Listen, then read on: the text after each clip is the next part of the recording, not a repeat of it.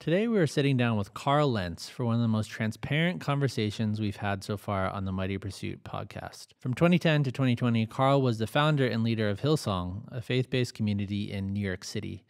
At their height, nearly 10,000 people attended their Sunday gatherings on a weekly basis, which is simply unprecedented in a city like New York. Due to their success, Carl became a fixture in the mainstream media. Carl made an appearance on the popular talk show The View, ABC News' Nightline, and had a sit-down interview with Oprah Winfrey. He also had a major influence on younger generations and made an appearance on Logan Paul's podcast, Impulsive, in 2019. During that time, Carl became known as a spiritual advisor and close friend to Justin Bieber, in addition to developing friendships with Selena Gomez, Vanessa Hudgens, Kevin Durant, Kyrie Irving, and other well-known stars. Carl was also an outspoken activist for the Black community during the civil unrest that took place in the United States in the 2010s, leading all the way up to George Floyd in June of 2020. But just a few months later, in the fall of that year, Carl's world came crashing down. He stepped down from Hillsong as news of an extramarital affair came to the surface. In the following weeks, the media coverage was brutal, as more allegations came to light of additional affairs and claims of leadership abuse by other staff members. Carl vanished from the public eye for nearly 4 years and was largely not heard from until earlier this summer, when it surprised many people to see him launch a new podcast, Lights On. So in this conversation, we don't hold back. We discuss what happened, what led to his downfall, and what he's learned in the time since. Carl has been on a path of redemption over the last 4 years, and we found his insights to be universally applicable, no matter where you're at in your own journey. Whether you were familiar with Carl before, or that this is the first time you're hearing about him, this episode will help you make better sense of some really tough questions. Why is there so often a disconnect between someone's public life and private life? How is it possible to preach a message that is true, but continually fall short of that standard yourself? How should we frame our own spirituality when people we once respected have a very public downfall? But most of all, we're interested in what Carl has learned about the key ingredients that make up holistic well-being, mind, body, and spirit, and what he's learned about how all these parts work together. So without further ado, Carl Lentz. Carl, thank you so much for being here. Absolute pleasure. Yeah. Thanks for having me. Yeah, I realize it's probably not easy, especially with what happened, to express just like this constant level of vulnerability, not only with your own podcast, but then just going on other things. And so I think it's just admirable, like the journey that you've been on and what you've been doing. And I think it's equally admirable with this endeavor that you guys have tried to make an impact with, and it's pretty special. Thank you. Thanks for having me. So, I mean, obviously it was a very public downfall, and I heard you say in a recent episode of your own podcast about making public amends. And so like that to me made total sense. But, you know, before we start the whole conversation, for people that might be wondering like what you mean by that and the importance of doing it publicly, can you explain that? So if you have listeners that have dealt with any sort of addiction recovery, you know, the amends part of your recovery is maybe the most special and explosive. And if you're in a private situation, you can try to make private amends where you can, where it's safe for the other person. And then if you have had a public profile like I did, you can't do that. Like, I wish I could set up a sign, you know, somewhere in Union Square and say, hey, if I hurt you in part of our church, you know, years ago, let me know so I can say I'm sorry. And so one of the ways you make public living amends is by, number one, trying to live an honest life, and then two, you doing something with your story that can help somebody else. So that's kind of what our podcast endeavor has been about, which is a way to say, not only, you know, am I remorseful about what happened and cognizant of the pain, we're going to try to give you some of the help that we've gotten that's helped us on this journey. So it's been a cool, I shouldn't say cool, it's been fulfilling to begin to see some of the fruit of that. Yeah, it's amazing. Yeah. I think even from the perspective of like having this public life and then this carnage that just like unfolds. Yeah. And just kind of just leaving it there, like, okay, bye. Like, you know, I think, you know, the redemption story and what you're doing now, I think is pretty powerful. So tell me about that day your world changed. So like, where were you? What happened? Yeah. I was in Brooklyn, and we used to live in Williamsburg. We had moved to Montclair, New Jersey, sold our house, and we were kind of in between spots and just kind of planning with our kids to float around for a little bit, have some fun. And I got a call that morning from one of the guys who works for me, and he said, I need to talk to you. And I feel that the preceding couple of days were the worst couple of days of my life, where I felt like I was so lost and out of control. I didn't know what to do. And I remember I had prayed silently the night before that, God, you got to do something. Either take me or help me, or I don't know what to do. And the next day, I got a call, and two of the people that are on my team that were working for Laura and I at the time, it just said, we found some information and we know there's some stuff going on, and that was it. Beginning of the dam breaking, and went from there to my office where I met with them, and then went back to where I was living at the time to get Laura. Brought her back to the office and told her the truth as I could then. And it was the beginning of the end of a chapter. So when they brought you to the office, what exactly did they say to you? We found information, in your office that leads us to believe there's some stuff going on that you're not being honest about. And from there, it was kind of like just a conversation that just didn't end for a while. So when they initially brought you in, like real time going through your mind, were you like, okay, this is fixable, this is like, we're gonna get past this or whatever? Like, what is racing through your mind at that point? I think that's such a good question.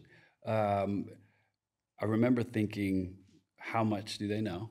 That's the first thing, because when you are a liar, and you have had layers and webs of lies, sometimes even if you get caught, your first instinct is to think, well, how much information do I need to give to get out of this? And I think that thought was my first thought was, I wonder what they know. And then my second thought was, what if this is an opportunity to just end this horrible, horrible, layered life I'm living? And that's the direction I started to lean towards, because I realized they didn't know a lot. It was just something that was very, a questionable moment to look at. And I remember thinking, I wonder if they know everything.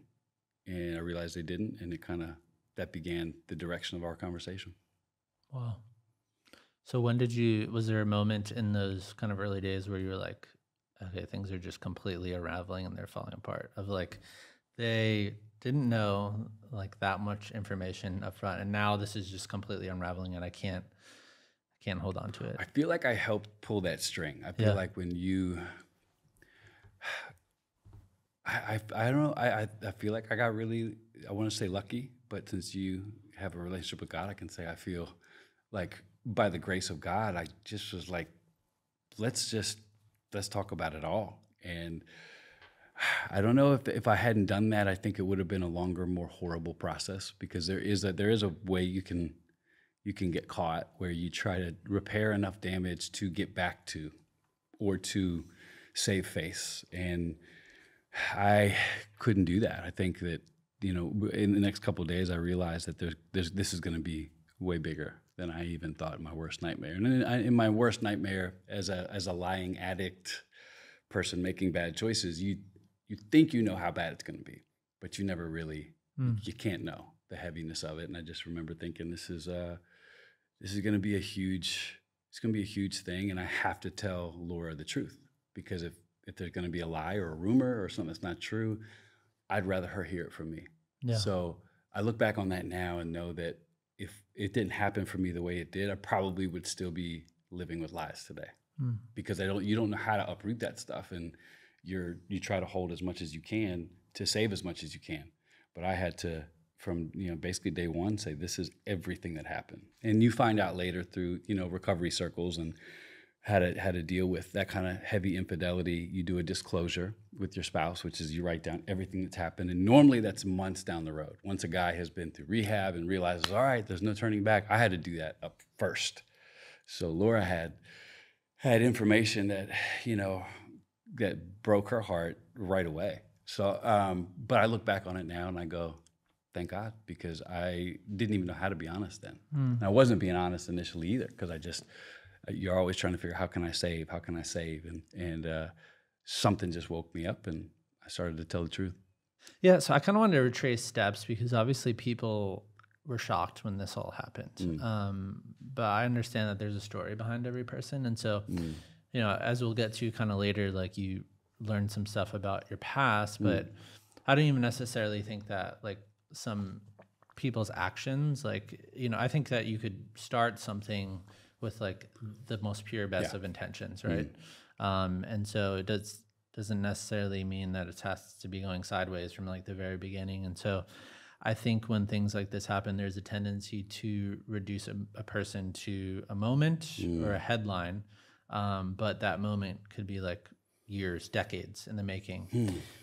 So if we travel back to the beginning, especially for people that are not familiar with who you are, like exploring who you were, what you had accomplished, where you were at in life. We're in New York City, obviously. So this was your home for 10 years. Yeah. And so why did you originally move here in 2010? We came here because we wanted to plant a church. And so Hillsong Church, for those who don't know, has a big global mothership brand that too started really beautifully. And it had never had a church in the U.S. So if you're not a Christian or a churchgoer, obviously there's a million churches. But our church did have a different lane. And my pastor, Brian, at the time, he said, we want to do something in New York. And his son, who's a prolific worship leader, happened to be my best friend, best man at my wedding. We had made a deal years ago in Bible college in Australia. If your dad ever does something in America, we're going to do it together. And so Joel and I had met months before, and I heard about some stuff happening in New York, and then talked to Brian, and next thing you know, we're leaving Virginia Beach, Virginia, with our 3 little babies to take on New York City, and it was incredible. I mean, I think we got here with little to no idea what we were in for. Just three babies and a hope to serve the city, and that's how we got here. What was it about New York City specifically? I'm an old Chicago Bulls fan, so I hated New York. Hate the Knicks, hate the Yankees. Like, I am a Chicago Bulls, Chicago Cubs guy. So I grew up like, I grew up, 1985 is when we moved to Chicago. That's when the Bulls, drafted Jordan. So I had no affinity for New York, but I'm a firm believer that if you choose something, God will give you a grace and a love for it. So the moment we looked at the city and the opportunity and started to think about it and even pray about it, it's amazing how your heart can change. So New York was obviously, and still is, I believe, to be the hub and the engine of a lot of culture. So if you come to a city like this, if you can make an impact, you can have a shot at changing the world. So I think that's what sometimes is and I believe that to be true about anywhere really, but New York is especially like a place where if you can get in there and serve it well, you can reach a lot of people. So I think that was our opportunity, was not to have a big church or to like make a big splash. Yeah. We were coming to serve alongside a lot of other churches trying to do the same thing.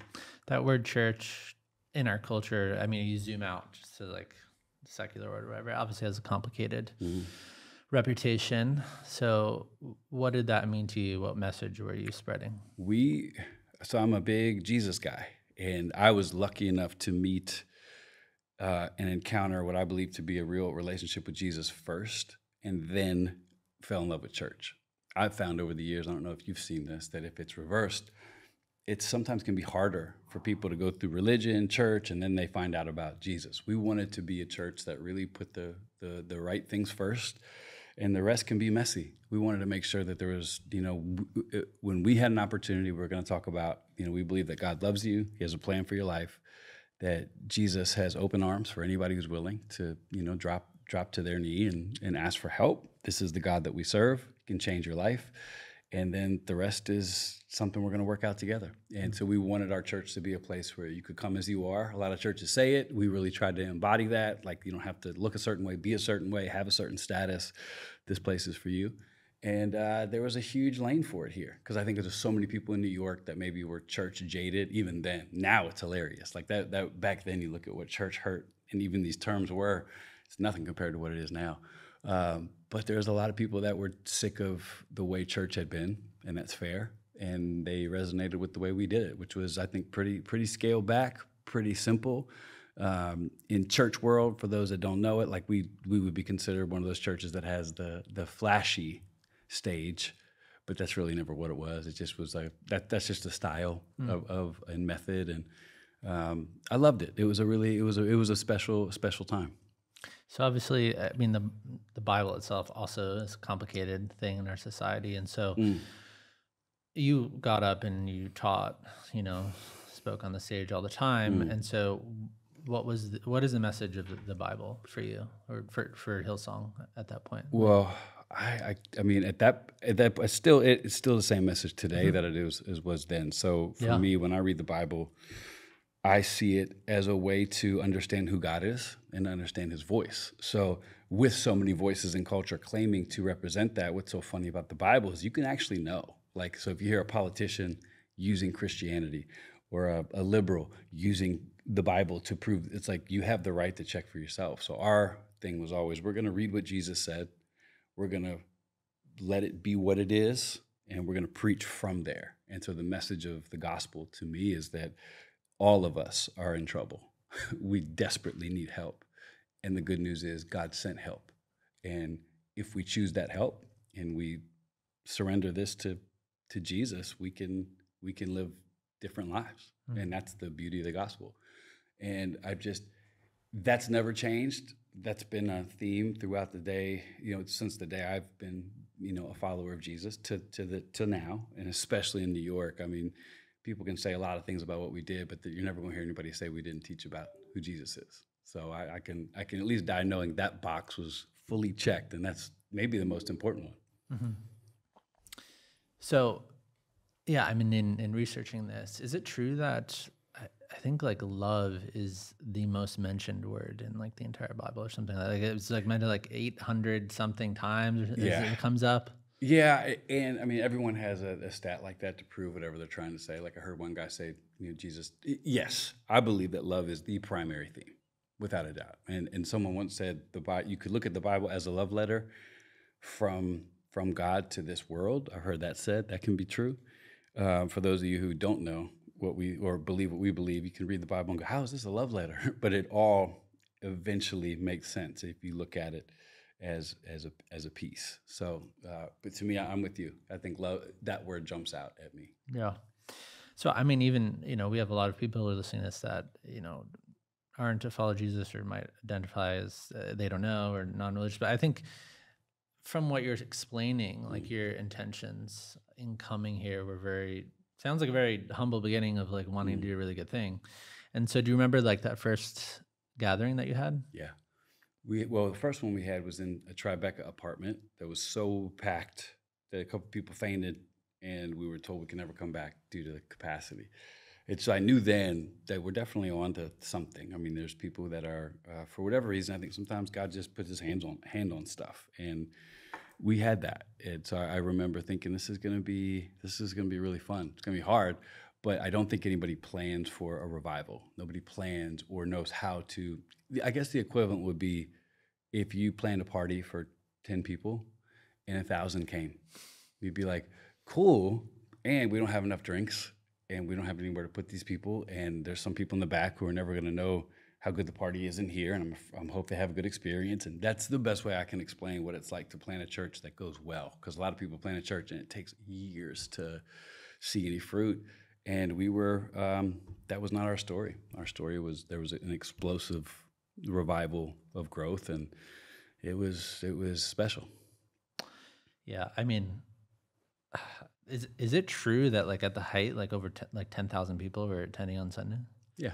That's mind-boggling for New York. I mean, that's kind of like to be expected in, I don't know, if in Texas or something like that, but that literally doesn't happen here. Mm-mm. And I don't think that the success of a movement is measured necessarily and numerically, but it is to say that, something happened here that had never happened. I can't speak to what, if there was 10,000 people attending a church 100 years ago, but at least in recent memory, I've never seen anything kind of like it. And so what was it? Was there a point where you were like, like, wow, like what is happening here? This is kind of shocking. I can't, because you said when you came here, you didn't know, like even expect that. No. I mean, the system of church that we were a part of had a lot of great strengths. And I think when you look back on it now, one of the things that wasn't a strength was the ability to sit,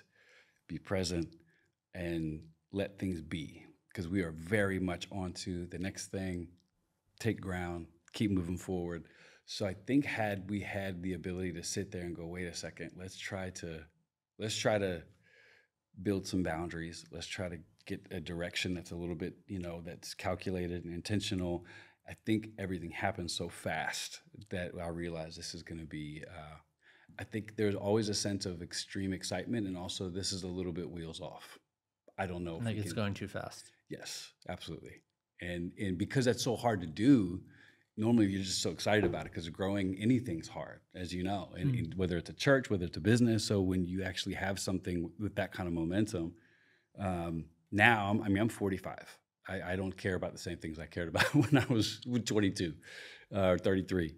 And the way I would sit now at the helm of a wild, revival-spirited, growing church is different. So I think then it was just, I don't know what's going to happen. Let's just keep on riding this out. Let's do our best. And that's exactly what we did. Yeah, I think that's an important distinction to make because, if you look at it, even if you look at a company or whatever that experiences like rapid growth, like the essence of what it is could be good. It doesn't necessarily have to be bad, but like, obviously there were so many things that came out about Hillsong in general. And then, that documentary that you were part of last year. Which one? Which one of the 8?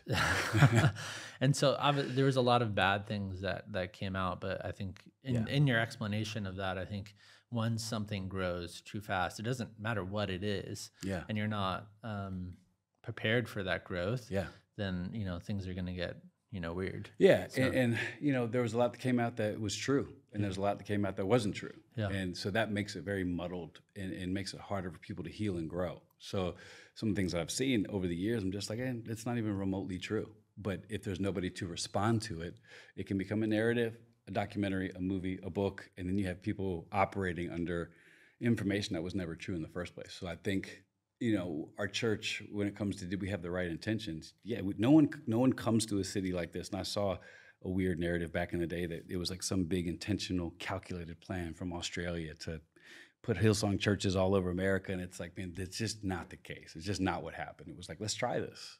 And it struck a chord. And not all, like you said, fruit doesn't always mean numbers and big. Yeah. Sometimes it does. and all it does is indicate there's some serious activity. And I think so the sheer numbers of what was happening, it wasn't normal. Yeah. Yeah. So why do you think it was resonating so much, especially in those early days? I think right time, right place, right moment in culture. I think when you start trying to explain things that are clearly out of your depth, that's trouble. But I do think we can peel back a little bit and go, okay, I think the style and method of church that attracted me to Hillsong in the first place, I'm a regular guy, so it makes sense to regular people. I think that's like I think I represent a lot of people who are like, I want to be a part of a church that's not terrible, it's not boring, it's not too much, but there's life here. There's power here. There's something tangible, and so we had that in spades. And our music is incredible. And I think it's a big part of it. I think it helps people bridge a gap. So if you're coming in, like the difference is if I were to have brought you to Hillsong and you're an atheist, we had the advantage of saying, it's so good that even if you leave the same way, you're at least going to have an experience. It's going to challenge you to the core, but you're going to like it. It's not going to be, you might hear something that, rages against what you believe, but we had this advantage of it's still going to be a good experience. Some people, you can't say that about your church sometimes. Normally, actually, you have to apologize away your church experience. It's just old lady's going to do this, and the guy's going to be pretty boring, but thanks for coming. Ours was like, just come and see, and that's a huge weapon. Yeah, and also there's something to be said. I would listen to some of your stuff. I mean, you have your special gift of just the ability to like move a room of like thousands and thousands of people. I mean, whether it's secular or not, I think was incredible. And so at what point did this like movement start to attract people that were more well known? What year did that start to become Well, part of the equation? even all the way back in Virginia Beach, where we did young adult ministry, I always had, because I'm an ex-college basketball player, so I always had relationships that were a little bit outside, just maybe the regular, and stayed in touch with some guys who were professional athletes. And then when we got to New York, pretty much straight away. I knew that would happen though, because if we lived in Williamsburg, Brooklyn. Like this is, you have a painter on one street, homeless guy on one street, drug dealer on one street, hedge fund guy on one street, and then someone trying to make it in the fashion world. So I was like, if this is a good swath of what this is like, we should have all these people represented in church. And we did. And I think word gets out like any other business. So it's like if you get 3 college NYU students to have an experience that they like, next week there's going to be 13. If you have a young mom who finds out there's other young moms, she's going to bring her stroller crew. And if you have an actor who's like, hey, I found a church that's pretty cool, come with me, they're going to have 4 or 5 actors with them. So that's, to me, just a really natural draw that I knew right away. You know, we'd look around and see, there's people that you might recognize. So but I expected that. I thought, if we're really going to do this right, we should get all parts of the community. But media started picking up on it, a couple of years in. How did that affect you when that started happening? I don't think it really affected us at all, because it affected the church because of the spotlight. So the spotlight starts shining pretty bright on a story about, there's, famous people going to a church. Okay, cool. Although that's happened forever, we're not the first church that's ever reached somebody of note. They show everything. So it's like, okay, we got this media spotlight now, but our church isn't ready for a media spotlight. Like, we have no idea what we're doing. Maybe it never will be, but you had to deal with that, when it came. So it was always funny to me that immediately that kind of I don't think it was pressure, but it definitely upped the stakes, because now we don't have the luxury of stumbling and moving and trying to work stuff out necessarily on the fly. Like you want to be able to do. We actually have people watching and scrutinizing and criticizing and encouraging, and so it was a lot. It definitely added to the stakes, I would say. I don't think it changed who we were or our method, but it definitely put some pressure. Yeah, I mean, in researching for this interview, it was like kind of mind-blowing, the Really? people that you had developed relationships with. And so whether that was an acquaintance or someone that ended up being a close friend, I mean, Justin Bieber, Selena Gomez, Kylie Jenner, Kevin Durant, I mean, these are like the most famous people in the entire world.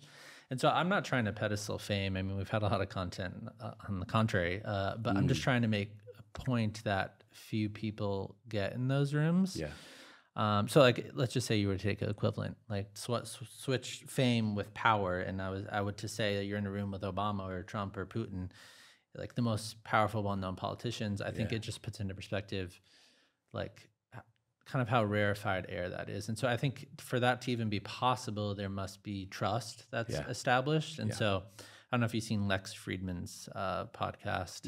And so he's had Elon Musk on there like 6 times. And so you wonder, how does he have Elon Musk on there 6 times? And it's like they're friends now, they talk, but there's trust that's established, and Elon Musk rarely appears on any podcast, right? Yeah. And so what was it about you that you feel like helped establish that trust with those people? Well, you with the role comes trust, which is also why when a pastor, gets exposed for lying, it's horrible on so many levels, because like initially when you come into a church, you want to be able to trust the guy that's leading it. So you have a foot in the door as far as like, I wouldn't be doing this for my life for a living if I didn't believe it. So people are probably going to lean in trust-wise, but I think we just had fruit. I mean, consistency builds trust, and we were that. And I think that people resonated with it, and people were willing to take a chance. That's a huge part of trust, is people going, I've never really went all in on anything before, but I'm gonna do this. So I think we had a genuinely clear and concise and consistent message, and after a while, people start to trust that. And proximity is so funny, because we stayed at the Ace Hotel, and I bumped into Bono there our first year here. He was the guy he was sitting at the bar having a coffee, and I bumped into him. And I've always been in weird situations like that, where you seem to we're at dinner and Hillary Clinton, was at our table before us. I was like, hi, Hillary. It's like New York is just funny. Either that's just our life story where we just bump into people, but it's also the beauty of a city like this is the space is filled with you never know who. But yeah, I don't know if that helps answer your question. No, it does for sure. I think what's interesting is, you think about the downfall where things ended in 2020. Did that extra spotlight now, like, so create an extra sense of responsibility and even a sense of, I guess, more of an inclination to live in secret, because it's like of what you represented now and the message you were carrying. It's like, it's not just like I'm a little church pastor. Okay, I'm just going to reveal this. Yeah. But oh my gosh, 10,000 people. Oh my gosh, all these like celebrities attached. Like, yeah, man, it's tough. I think so. One of the lies you tell yourself when you're a liar is that you've justified your lies, and I did that so much. And when my first week in rehab, you sit there with an amazing therapist, and they pick you apart in a beautiful way. But I remember her asking me that question, like, why did you take so long to tell the truth? Yeah, I was so used to my own lie that I just came out natural. Well, I didn't want to hurt people, and we had a big platform, and I knew that the fallout would be big, and I didn't want. Oh, she said, so you're the hero. You're a hero in your own mind with this. Great. She's like, it's not true. That's not why. You lied because it was better for you. And it worked out better for you. It wasn't for some noble reason. And that was kind of one of those conversations that began to shift the way I feel about ownership, about the truth. But in my mind, first of all, I never thought I would continue the lies that I was involved with. You always feel like I'm going to get this right. And then as the stakes grow and the lies grow, you do find yourself suffocating in a room of like, no matter what I do here, it's going to cause pain. So what's the least amount of pain? And normally you choose the selfish option, which I did. Like stay in secret, yeah. Stay secret. Like, and I told myself it was for the greater good right now until I can figure out what to do. But that wasn't true. The truth is it was a selfish decision and a clear choice that I made to live in some really, really deep, layered lies. And it sucks to say, but that's the truth. There was one person, obviously, that you were associated with most. It was Justin Bieber. And so tell me about the first time you met him. I just would maybe put this in a little capsule and keep it moving, because I feel like what people like Justin that supported us and trusted us, when you are at a certain level of fame, the only thing you have with somebody is trust. That's all you have.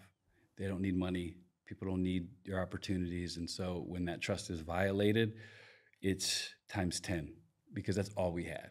And, my relationship with him and other people was built purely on trust. So depending on how you held that, it could be really devastating. So I think, my relationship with him, I kind of just keep it moving now, because I feel like he and a number of other people were drug into my mess. And I hated that. Like, I know people are into clickbait. If you put his name in an algorithm, it's going to get you 10 times the feedback it was. And so in this chapter, I just try to keep it really general. And we had a great relationship. I knew him since he was kind of like a young, up-and-coming teenager. And to watch him now flourish as a man is awesome. But, it's sad. I'm sad that I broke that trust with him and everybody, really. But our relationship was special, and I'm grateful that I had a chance to be a part of that chapter with him. That's really good. Yeah, I think even when you look at a celebrity, it's like this. It's almost like this thing you see. It's like this. It's like not even a person. Yeah. But there is a real person on the other end of like their name then becomes attached to like and all these different people. It's like there's like 25 different news reports that's written about them. And so it kind of goes back to what I just mentioned about like the responsibility of like kind of what you were holding in that moment is like, it's easier to stay in secret, not just for all the people, obviously, most important that were attending your church, but then you have all these specific people where it's like, if this gets out, 9,000 news reports about every single one of these people, like, oh, did they know? Did they associate with this, exactly. that? And so it's just kind of mind-boggling. Yes, it is. It is. And that's part of why you stay paralyzed in toxic living is because you have codependently managed in your own mind what these decisions might mean for other people. And I mean, I was so unhealthy and didn't know what I know now. And talking to you, and you guys have made a really huge dent in the holistic knowledge of people knowing this can't just be one thing. Like, I didn't even know how broken I was. And now I'm really excited about helping other people, kind of even younger guys in this field, going, hey, here's some things that they're not going to ask you about that you should definitely check on. It just wasn't the time. 2010, we're not talking about mental health like we are now. We're just not doing it. We're not having the same conversation. So I look back at it now and just, I'm just grateful that we were able to make the impact we did, with all the stuff that we were carrying. I think for other people that heavily criticized you, it seemed like this was the point though that they really drug into, and in the sense of like, celebrities, a lot of attention. I've heard that kind of like fame is a drug. I mean, what would you say about that? Like, even for you, it's like you're on a stage and for sure, yeah, fame's a drug. Typically, it's said by people that have never stepped into any sort of fame, which is always an interesting factor to factor in. So when you're hearing someone opine about somebody else's fall and they're making judgments about a life that they've never lived, I always have major pause with that. So when you're talking to somebody who does get it, fame for us, and I talked about this on our podcast with my wife, people have asked me that question a lot. Like, A, did fame affect you and change you? And B, is what we're doing now okay? Because fame can be such a tricky thing. And I always say fame doesn't change anybody. I really believe that. I believe it exposes who you've always been. So for us, if we were in it for that, maybe it would have mattered more. But we got better teaching than that. We were way more cognizant of this picture here, and we knew that there was eyes on us, but the fame aspect never was enticing in the first place. So it exposed me for who I was, and that's what fame will do for anybody. So it's not like I became somebody I wasn't and got exposed. I was always a guy that hid truth, always a guy that had no boundaries, always a guy that had some broken sexual pieces in my DNA, but I just overrode them with gifting. That's always who I was, and that's who I was exposed as for being. So fame, I often tell people, I don't think it's necessarily going to change you. I think it's going to show exactly who you've always been. So be careful what you ask for. That's really good. You said on a recent podcast episode of, it might have been the latest one of Lights On, you said that you have narcissistic traits. And so what does that even mean? So narcissism is a huge buzzword. People love throwing it at people. I looked on I'm on TikTok to hang with my kids sometimes and watch what they're doing, but my algorithm always has, different teaching and doctors on it, and I've seen a lot of armchair narcissist talk. So I was accused of being a narcissist by a particular individual coming off the back of this. A book had just come out about narcissism invades the church. Like, people were like, this guy for sure. And so I went into this recovery period being willing to be whatever. I felt like that was a better posture than just complete rejection. So I sat down with my, recovery team at this rehab in Arizona, and I said, I'm willing to be a narcissist. I was accused of that, and after a real doctor and psychiatrist picks you apart and they're able to lay out who you are, you're able to see, oh, okay, well, I'm definitely not a narcissist. One of my deepest, desires and passion is to help people, and sometimes these two things, these aren't going to be the case. Like, so typically I was told if someone's really a narcissist, they're not going to sit there and say, I might be. It's like the opposite reaction. But what you can have are the traits, narcissistic traits, which are directly related to just being selfish, controlling, manipulative, and heavy-handed leadership. All sound like most bosses. So what you start finding out is, like, a narcissistic trait is something that is inherently selfish, that is for your gain, for your benefit, and at the expense of somebody else's. So that trait absolutely is present in my life. And I've got to work really hard at continuing to grow through certain things and habits and mentalities. But if we're all really honest, I think you start seeing some of that, in a lot of what you do as a human. So that's so when I say, oh, it's a narcissistic trait too, I'm just aware of what that makeup looks like.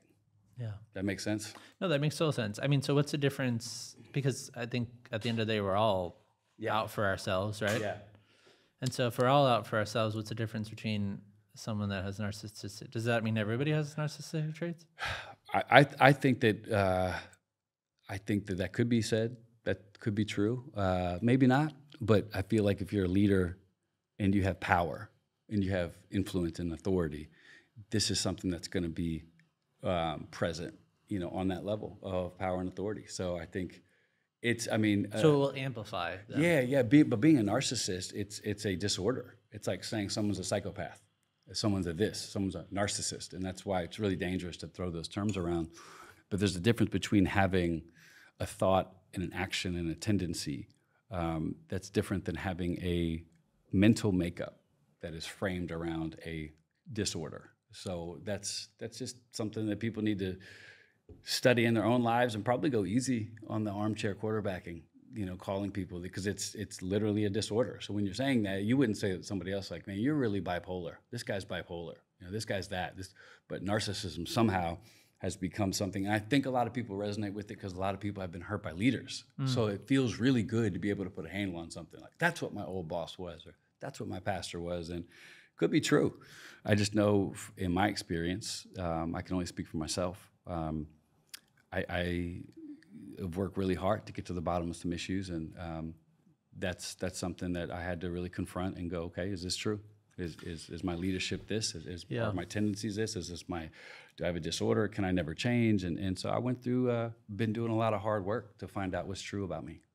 I like what you said about like how fame exposes who you really are. I mean, I just think about it, right? So like if as soon, and this thing we're talking about narcissistic traits, right? Even for the average person does not know what that would do to them, like, or how that would make them feel, right? So like all these eyes are on you. I mean, there's just an extra added level of temptation that is then now becoming part of your daily life. And then we have so many people who are constantly praising you, constantly doing that. There's like a weight in holding that. And then, I mean, it exposes the things that you already were struggling with before, and now it's just amplified. Pronounced. It's like there are a lot of people dealing with lies today all over the world that don't necessarily have a spotlight on it, and it's the same lie. It's the same fundamental flaw, character flaw.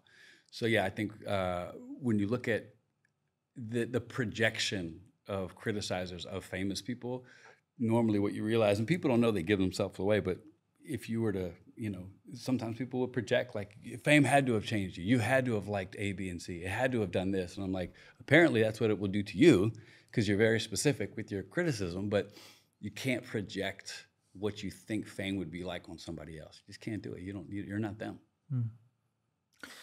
One of your critics was Joe Rogan. And I'm bringing this up for a very specific reason, but there's this famous picture of you, you probably know what I'm referring to, of Justin Bieber, and your pants were kind of sagging a little low. And so he had a video of you in 2018. This is before this whole thing happened, criticizing you. And I think it's relevant because it got 5 million views. So that was like the statement over your life from the Joe Rogan listeners is like this. And so then when this entire thing happened in the fall of 2020, he commented on again, he said, "This is what I was saying. There's no way this guy was religious. Guys who wear their shorts this low, they're being overtly sexual to people. And you want everyone to look at your chiseled body. This is part of the religion of celebrity."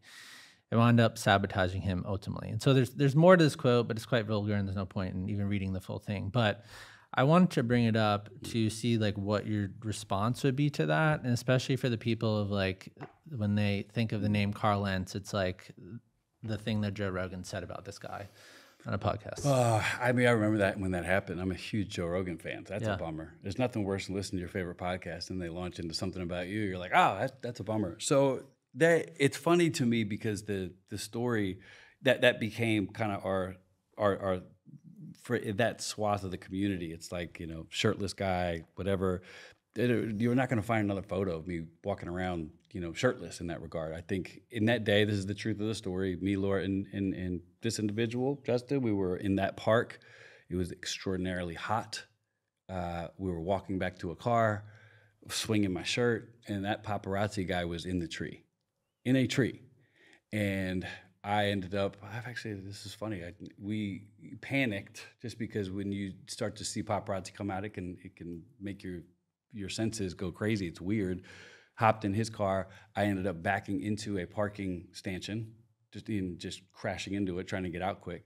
But I felt like it was harsh, and it was unfortunate that what happened to me can look like, yeah, that's true. It was a prophecy from Joe Rogan. I mean, that's not necessarily the truth, but I get it. But the truth is, it wasn't like we're not walking around shirtless in the streets of LA. It was literally from a park right there around the corner to the car, and we just didn't think we knew anybody was there. You know, I did learn from hanging out with Justin that they pretty much always know where you are. But you know, that tree, that shot, my shorts were low.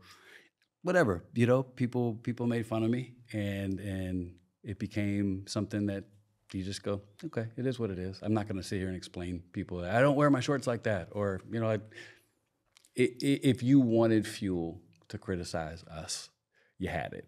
Me, you had it. And for a guy like Joe Rogan, who I think is a very, very critical thinker in a beautiful way, that's a perfect moment to be like, see, these guys aren't for real. Look at this guy. Like, what kind of pastor looks like this, does this, whatever. And I understand it. So it just was a unfortunate. Yeah, the 2020 thing that he said, it was just, when I was watching, it was such like a definitive judgment over your life, which, and I know there's a story behind every person. And so, I mean, there's a difference if like you're doing like a modeling photo where it's like that. And then, you know, you have like a paparazzi, like you're explaining, just shooting you randomly. You don't even know you're going to be shot. Nobody knew. Type of thing. I'm not going to whine and complain about no grace being given, but that's the truth. And I think if I knew Joe Rogan and we talked about it, and because I know a lot of people in that community and they don't feel like he feels about that or about me or about church. And I don't know him. So there's no context to be given. And I saw something with Bill Burr on there. He used to be my favorite comedian till that day when he just ripped me to shreds. It was still funny. But yeah, I mean, sometimes I realized in New York, you don't get the value of context. And that was really before the clickbait generation really began, where people will make a judgment about your character as a human according to a 30-second reel, which they don't want to watch the whole thing of. But back then, you know, normally I remember I was in our office on Lafayette Street, and this is back when Barstool was just starting, and I had it on TV, and they launched into this thing about us, about me, and I was like, man, I'd love to talk to Dave Portnoy because he seems cool, and this is some horse crap right here. And someone was like, their offices are right next door, and I was like, let's just go over there. So I walked over there during their filming, knocked on the door, someone let me in, and I remember Dave was like, oh, I'm like, yeah, I'll come in and let's keep talking about what you're talking about. And I pulled out something that he had just said, and we laughed because the moment we met each other, he changed kind of his posture, which happens in life. Like if you read about somebody and you make fun of them and you criticize them and you point them, and then you have dinner with them, if those two things don't match up, you're like, oh, maybe I was wrong. You lose that right to get context. You know, sometimes if you walk in a certain sphere of life, but that happened. That picture is a great example of it. Yeah, and I think, you know, as we're kind of moving along this conversation, I think it's important. We're kind of painting this from the outside. There's like people are like there's this complicated picture of Carl Lentz and who he was, and you know, I think it's important to get clarity on like some of these subjects, but then, you know, there's other things that I, you know, was researching and seemed like at least in the church, like you were kind of a fierce advocate for the Black community as well. Particularly during the civil unrest that unfolded over the past 10 years. And so like that wasn't just in 2020, but you were talking about that like many years before then. Yeah. And so why was that something that was important to you? I think we're all products of our environment. So I have an amazing family that we just felt different. I lived in Virginia, and the way my mom and dad taught me about racial issues, I think was just different from day one. And so I always had a propensity to lean towards wanting to fight against things I thought were, you know, not just. And then when I got to New York, I mean, I've always hung around with a lot of non-white people. Being in kind of my space in life just seemed to always include that. And so naturally in New York, a lot of the people I hung out with were not white. And so that's just my everyday world. And so when all that stuff happened, it wasn't a choice to make a political stand. It was 3 of my friends are afraid to leave their house. They're devastated and they're scared. So that really matters to me. And they happen to be Black. And this happens to be the issue. And I'm going to stand with them. So it was less about like a political moment. That was right after the Eric Garner situation in New York, very close to our church. Yeah. And there was a girl named Opal in our church, faithful part of it, who was like, we've started a movement called Black Lives Matter. And this is before, so sometimes I've heard people take shots like they don't really know, the ins and outs of Black Lives Matter. I'm like, oh, you know one of the founders? Because I do. Like what that was when it began was something that was, just people trying to make a stand. What it became, worth all very different. Yeah. That's a totally different combo. I'm not even talking about that. I'm just saying Opal was one of the people that I heard communicate her desire, her hurt, and her pain. And then I had just my close friends who were all devastated. And a lot of those men were Black men. And hearing their take on the state of our culture, I was like, I cannot relate to you, but I will stand with you. And because I led a church, that's where we leaned as a church, and I don't regret even a second of it. Because it wasn't about politics. It wasn't about, somebody mattering more. It was just about, to me, just a normal human response to people that are hurting. Like, I have just met you. And even now, if you were like, I'm going to go to the corner and I'm going to protest something, I'd probably, that's just kind of the way I'm wired. I'd say, I'll stand behind you, because I think, I think what you're passionate about matters to me. So I don't know why I'm wired like that, but I don't, my kids are like that, Laura's like that. And so that's really what it was. So it became a thing just because of the way culture is, but it really never started like that. It wasn't like, we're going to make a big stand here and it's going to be a big deal in a couple of years. It was just, to me, a natural reaction to people that were hurting. That's good. Another fascinating story that I read about was, there was some story about a guy came into church with beers in the front row. Can you tell me about that? Yeah. So we had at Irving Plaza, we had a bunch of services. At one point we had 9. At this point we're doing 7. And me and my friend Joe would, in between services, go take a walk just to get fresh air. Homeless guy was there. And I saw him there the week before, so I kind of had him on my mind. And he had a big beard. He had a veteran's hat on. And, my grandpa was a World War II vet. So always, anytime I see a hat like that, I feel a certain way about it. And I just had basically, my memory's hazy now as I'm getting old with gray in my own beard, but I said, hey, are you good? Do you need anything? And he said, I could use some beer. And I said, I can try to get you some beer. But I said, we go to a church right down the road. You ever been in one? He's like, I don't go to churches. Had a bunch of stuff to say about it. And I said, well, I know this one really well because it's mine. And I'd love for you to come. He said, if you get me some beers, I'll go. I said, that's an easy trade. So we went into like the bodega right there, got him beer, handed it to him. We walked in together and he sat in the front row and drank his beer. And then I was next to him, and then I went up to preach, and he dropped his beer. And he was like, it all kind of made sense to him. And to me, it just was not a big deal. Like, I would do that a million times over.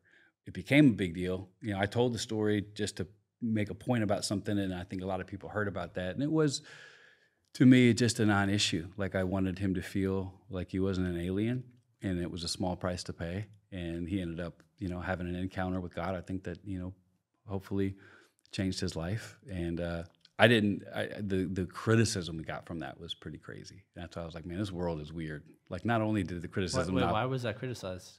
The beer.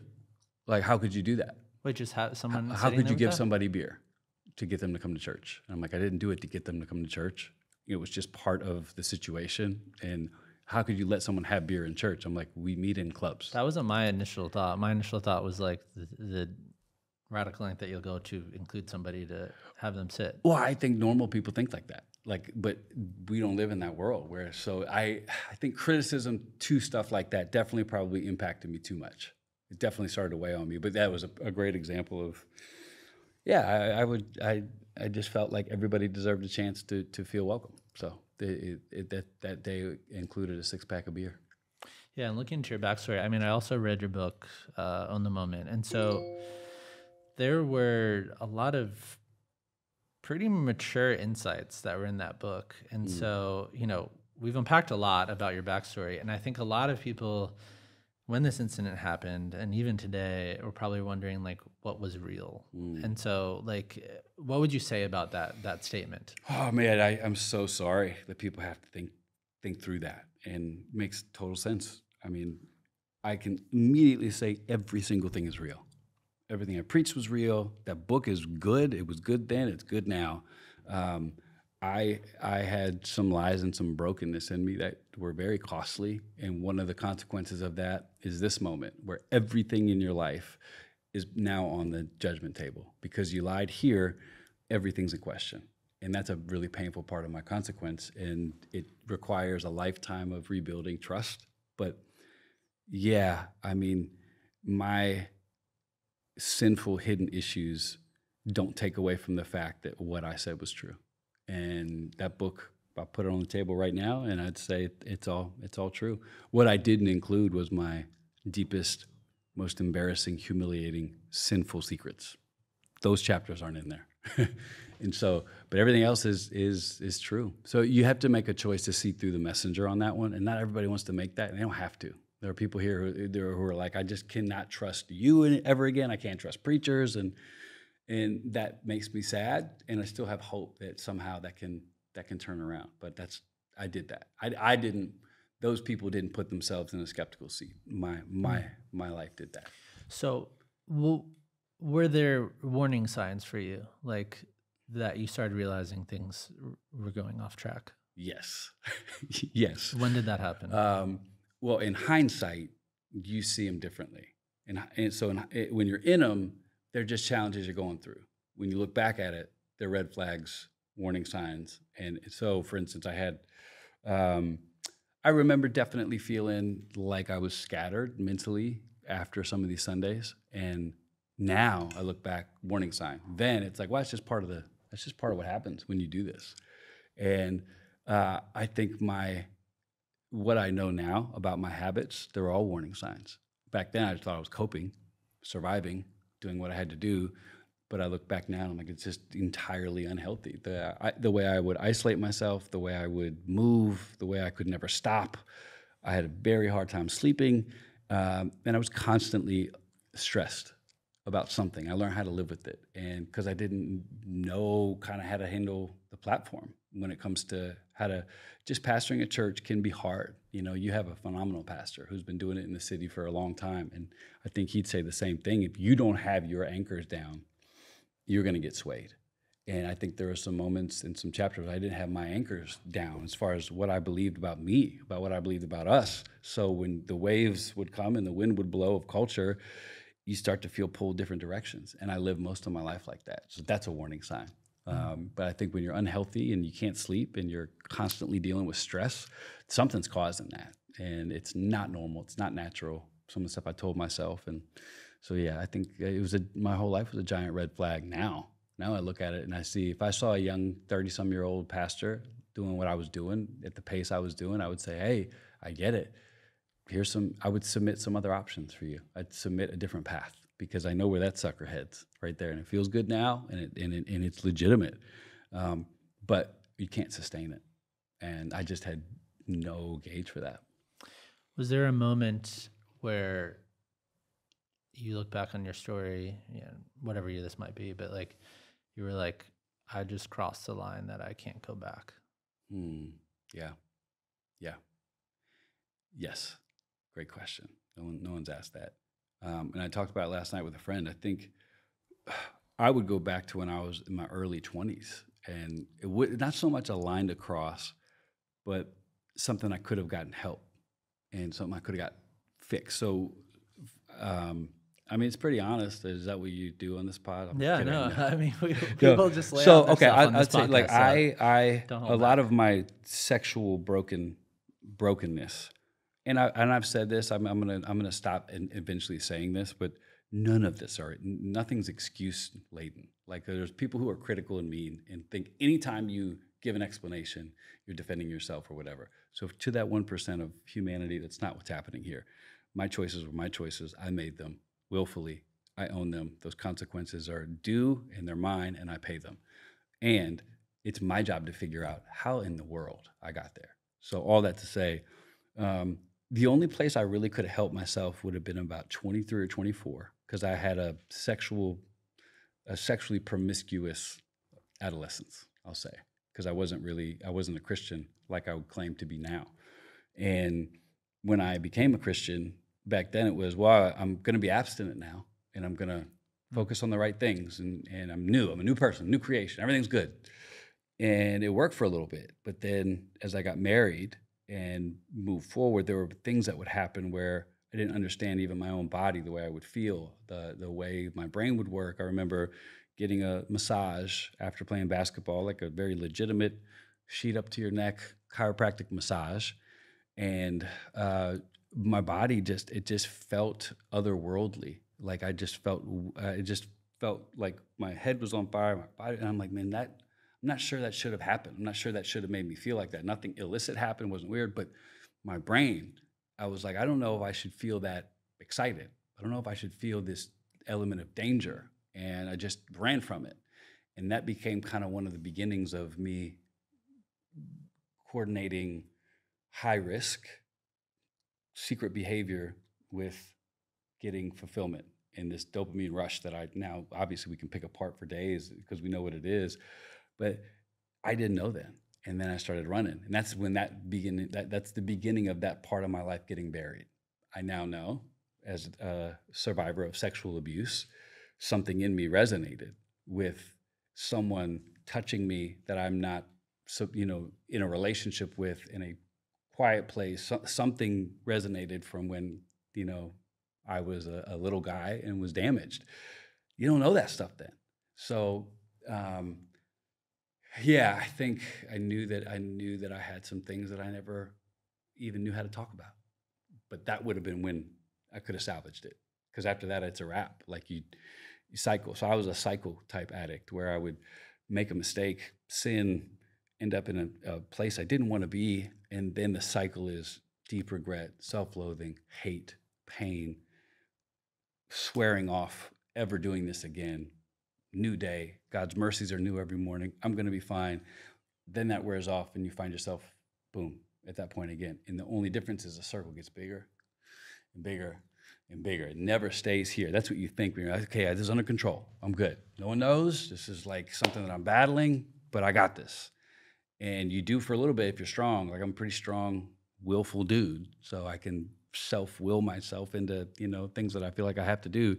But that doesn't work with some things. So yeah, I think I just over-answered your very legitimate question. But that's where it started for me, honestly. It wasn't like a fame changed me. It's like, no, man, I had some shit going on way before that and didn't know what I did not know. And that doesn't excuse what happened to me. But if people are really interested in saving their own lives' pain, this is the kind of stuff you got to talk about. Because it's like you can just look at the snapshot of Hillsong, New York City, celebrity pastor, which is such a stupid term, falls, fame, this, that. Like that's such an easy, lazy, low-hanging fruit place to land. Big churches are bad. Famous pastors are liars. Can't trust anybody. Okay, if that's really how you want to dissect this, can't stop you. Or there's so much to be learned about humanity, brokenness, shame, sin, Christianity, bad theology, like all that stuff's included in our story. So for those who want to go deeper and glean some things that can help, that's there.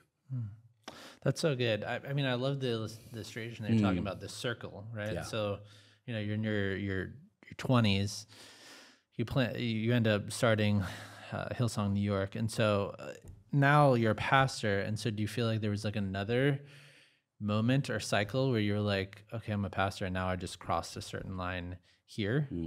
Like, can you think of anything like that? Yeah. I mean, any sort of relationship that is not something that you can talk about with your spouse is an inappropriate one. That's the easiest way to draw that line. So if you have a relationship that you can't be honest about, it's inappropriate. And so for me, there is something called, this is going deep into anybody who's had any addiction, teaching or recovery, whatever, it's called an entanglement, which is like before a real relationship. So an entanglement is an inappropriate message with someone that looks harmless, but you know that it's not. And you do that 10 times and 20 times. And there's different levels of entanglement. So whether it's, I'm not saying it's with a woman, but I'm saying that's how an addict temporarily feels what you're after. So I can't get my full fix, but I can hang out in this conversation 5 minutes longer than I need to because it's fueling something in me. There's a risk.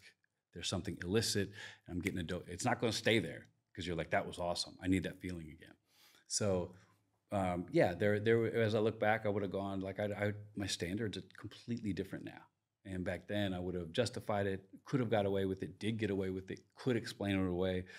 But yeah, I would have violated my own standards clearly when I look back on it now. I saw you say in an interview with Relevant a couple months ago.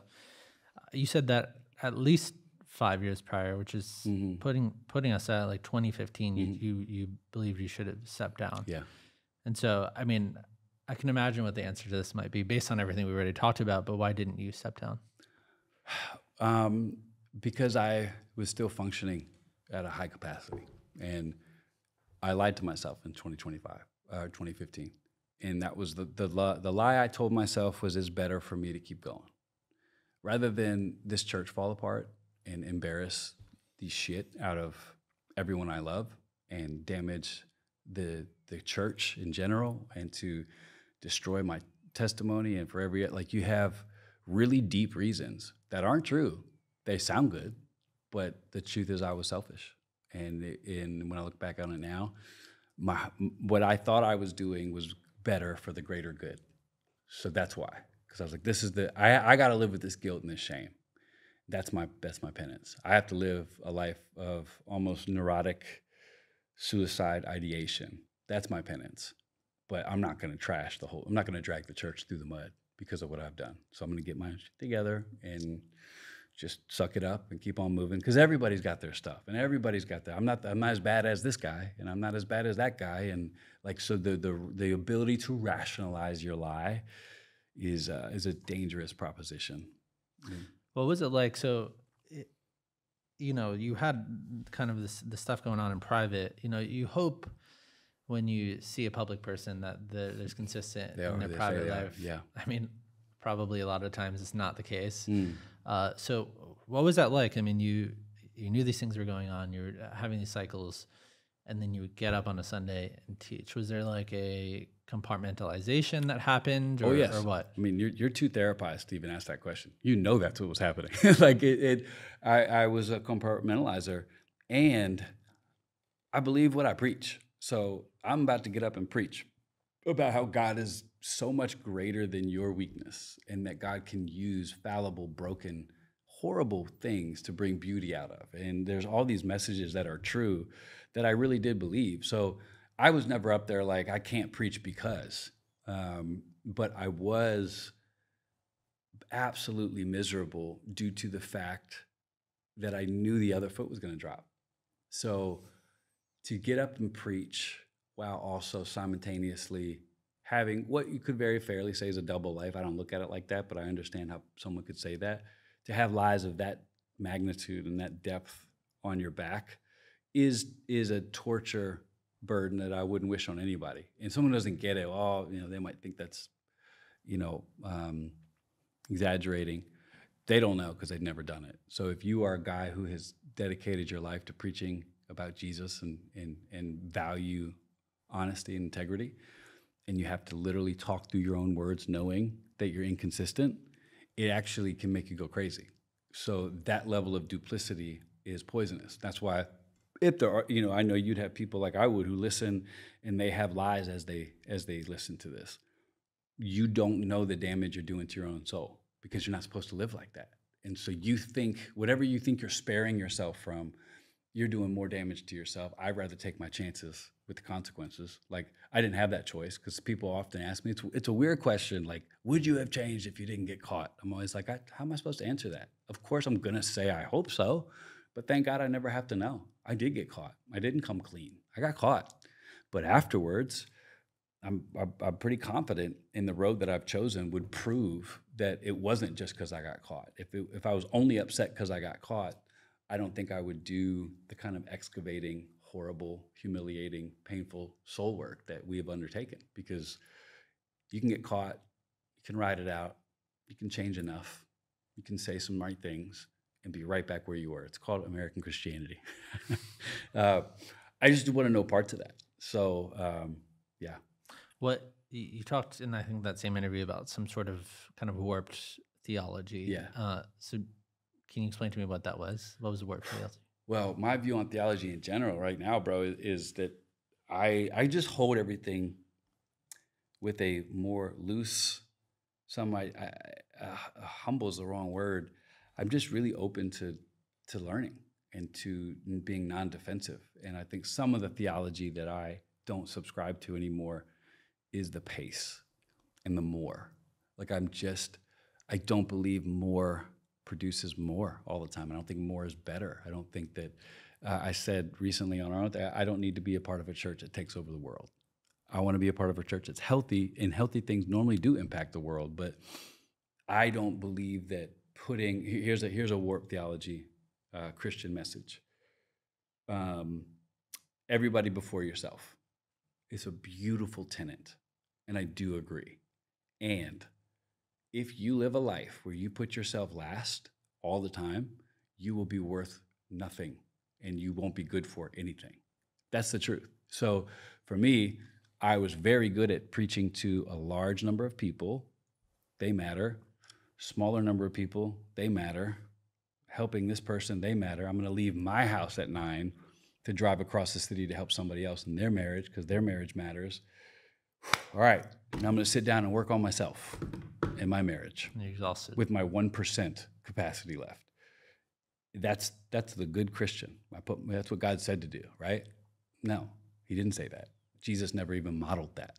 And there is a part of that kind of theology that keeps people broken and empty. And I don't ever think it's the way God designed it. Now I've flipped the whole thing. I still believe that the first will be last and the last will be first, and that to lead is to serve. And I'm just aware that if I have nothing in me, I have nothing to give. So that has to be first. Like my mental health and my spiritual health and my holistic health, this has to be the thing that is priority, because I cannot be a good husband if I haven't done my work. I can't be a good dad if I haven't done my work. So that's something now that I just don't mess around with. And I look back now and I try to tell people, yeah, all that stuff is true about being selfless. It's one of the most beautiful things about, reading about who Jesus was. And he's the same guy that would ditch thousands of people to go find a cliff just to get away, including his disciples. Like he just had to get a moment. And if it was good enough for the guy that we claim to serve, what are we doing when our lives are so filled where we don't even have, because we're so filled doing as if God needs us, Well, I don't even think that's just a warped view of your spiritual life, but I think that a lot of people feel burnt out in their own life, and they're at capacity. And so that could be true in your job. It could be true in so many things that you're just like filled to the brim. You can make those carryovers. I can only speak to, but yes, you're exactly right. I think that it's not unique just to warped Christian theology. I think that's a cultural thing as well. Yeah. I think naturally a lot of people probably wonder, explain to me like your friend groups at the time, right? So I'd imagine there's kind of outer layers of friendships, right? Yeah. And so maybe people you're pictured with, but they didn't necessarily live in the same city as you. And so they're not like literally with you all the time. And then there's people that are like daily friendships and people you're around all the time. And so like, was anybody aware of like what was going on? Like, hey, I think things are like going off course. So what would you say about that? So people find this hard to believe at times, that not a single person knew about any of my hidden sin choices, life, however you want to call it. Because number one, it wasn't constant. And number two, it was extraordinarily good at hiding it and lying about it. So there are friends now that can look back and they're sad because now it would make sense.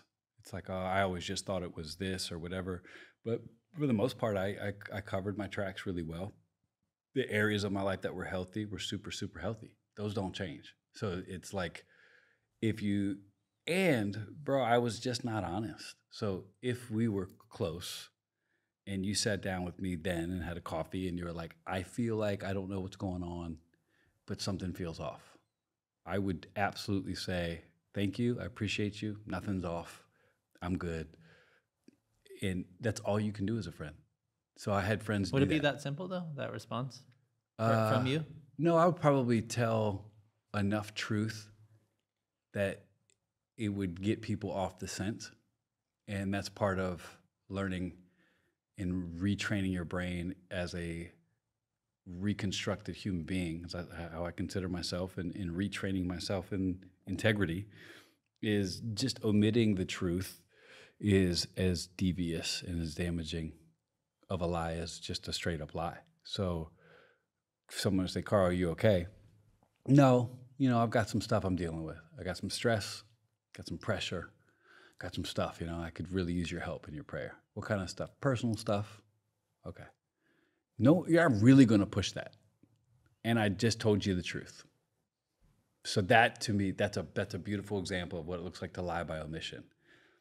Personal stuff, bro, that personal, you've cheated on your wife. You have a drug addiction. This is a new level of radical honesty when it comes to that moment in my thinking. So I put that back in those days, and it's like, did anybody know? No. And you build habits that give you enough space from people that they can't know. And that's part of being an addict and a liar, is that you've built a life where you're safe from some of that accountability. And I definitely had that. Because towards the end, bro, I had very little interactions with people. I isolated myself from a lot of my friends anyway. Because that's where lying leads you to a prison cell of your own creation, and you choose it. What did you give Laura? So Laura, when you lie to your wife, I feel like the weight is so magnified. And my wife's really smart, and she's really discerning. And so there was enough smoke there at times for her to really, really question. And I went from lying to her face to just lying by omission to just trying to not be around her as much, because I got so tired of lying to her. And it's hard to say, and it's painful to think about, but she put her guard up and had some defenses that were just developed over years of just not believing what I was saying on some of these things. And it wasn't like a constant thing, but there were enough moments for her to go, this doesn't equal that. And me going, yeah, it does. Here's why. And after a while, as a wife, I think you have to make a decision to either trust your husband or just get out. And for a long time, she just kept choosing to trust me. Never blindly. She's not like some weak woman that just, was just allowing me to do whatever I wanted to do. She did her job, and I violated my end. Hmm. So as we're kind of addressing warning signs, I think one thing people might be curious about is you've used this word cycles a lot. You would go through these cycles. And so I think the easiest way to kind of explore that, and I do want to tread lightly here because of, respect to Laura, but the most recent thing that happened where it all blew up, right? So can you explain to me, like through the lens maybe of that experience or whatever, what a cycle means? And obviously the affair came out. Yeah. And so what did it mean for you to be in a cycle and doing that? That affair was different than a cycle. That was like I think the fruit of a cycle that ended up being the culmination of things that are just out of control, deadly, toxic, and that had never happened before. So a cycle would be, let's just say you steal gum from 7-Eleven. Let's just say that's the example. And you think about it all day. Think about it 4 days prior, and it would consume your mind. Like, I'm going to steal. I'm going to steal gum on Friday from 7-Eleven. I can't wait, but it's bad. But I shouldn't, but I can't wait. That rumination is like what it's like, to live in a brain like that. And then you go do it. And then the cycle after you've stolen it is the shame and the horror and the dismay and the embarrassment and humiliation. And then after that, it's the freedom. It's like, I'm never going to do that again. Thank God I'm forgiven. That's not who I am. That's not what I want to do. And then that ends in the clicking. I need to steal again. Starts to come. And if you don't have the tools and the revelation and the help, it just ticks over. So a cycle for me would have been making a mistake, whether it was I lied to Laura or whether it could have been whatever the issue is at the time. And then I would cover it up and then run from it and then have months, maybe months and months and months of running from that for it all to happen again. So that's what a cycle looks like. So it's not like a moment in action. It's a bunch of little actions tied together. So it's the choice to allow the thought. It's a choice to let the thought ruminate. It's a choice to begin to act on the thought. It's a choice to follow through, a choice to lie about it. So all those are laced in your own agency. I think a lot of people might be wondering, how someone gets to a certain point and pushes boundaries. So like, what was going through your mind at the point of like, I meet this person, okay, now I'm pursuing the relationship, okay, now I'm going to their house or whatever. Like, what is going through your mind, and like, what was pushing those boundaries for you? I mean, it's the hot water on a frog. It's the wrong. I don't know if it's a frog, but when you start putting a frog in the boiling water and it's cold, you just turn it up 1 degree until the thing's dead. That's the best way I can describe the boundaries getting pushed, to where it's not one thing. It wasn't in one day. It was like a slow succession of boundaries being violated to the point you find yourself in the way that whole story was reported, completely false. But I'm not ever going to be the guy who's going to go back and clarify what kind of affair I had. Like, it's like I'm not interested in that. But that was the culmination of a bunch of toxic cycles. And I got there because of every day you go with a lie, your boundaries of integrity are going out further and further.